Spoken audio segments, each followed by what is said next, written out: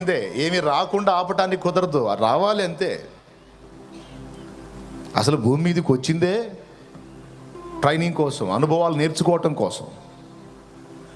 రప్పించింది అనుభవాల కోసం అయితే అనుభవాల సెగలు లేకుండా ఎట్లా కుదురుతుంది? అయితే బలమైన బాహు ఎక్కడ పనిచేసిందంటే శ్రమలు రాకుండా చేయదు, కానీ శ్రమల్ని తట్టుకొని విశ్వాసంలో నిలిచి ఉండటానికి శక్తినిస్తుంది. అది దేవుని బలమైన బాహు చేసే పని. గుండె చెదిరిందా? గలిబిలికి గురయ్యావా? కృంగిపోయావా? ఇంకా నా వల్ల కాదన్నావా? లేదు అని అప్పుడు పట్టుకుంటాడు చెయ్యి. ఏమైంది? ఏముంది? అంతా అయిపోయింది. ఎవరు చెప్పారు అయిపోయింది? నీ ముఖం. లే లే ఉందిలే దీవెనా, ఎందుక వేదన, పొందిన యాతన దేవుడే మరచునా. ఉందిలే దీవెనా,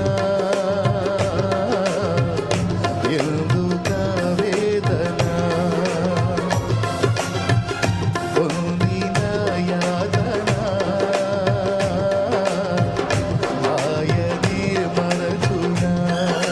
కన్నుల జారిన కన్నీళ్ళు నడిపెను దేవుని పాదాలు, ఇప్పటి నుండి నీ కళ్ళు. లే, భయపడవాక. మొత్తం అంతా అయిపోయిందన్నట్టు అప్పుడే శూన్యంలోకి పోయావే. వదిలితే చాలరా బాబా, నువ్వు ఓరకనే కుంగిపోతావు. నిరాశ, కొంతమంది నిరాశ ఊపి ఉంటుందే, సంచిలో పెట్టుకొని తిరుగుతుంటారు. కొంచెం అవకాశం వచ్చాడు ధన్మం దూకేస్తానే ఉంటారు. మీ సంగతి ఏమో, నేనైతే అచ్చంగా బ్యాగులో పెట్టుకొని తిరుగుతుంటాను నిరాశ ఊపి. ఏ కొంచెం ప్రతికూలత వచ్చినా సరే ధన్మని ఓపెన్ చేసి ఎగిరి దూకుతా. అందుకే నా మీదే చెప్పుకుంటున్నా, మీ మీద ఎందుకులే అంటే. ఏ కొంచెం ప్రతికూలత ఎదురైనా సరే వెంటనే నిరాశకు గురైపోయి వెంటనే ఇంకా అయిపోయింది, అంతా అయిపోయింది. ఇంకా ఎక్కడ లేదు, ఇంకా అయిపోయింది.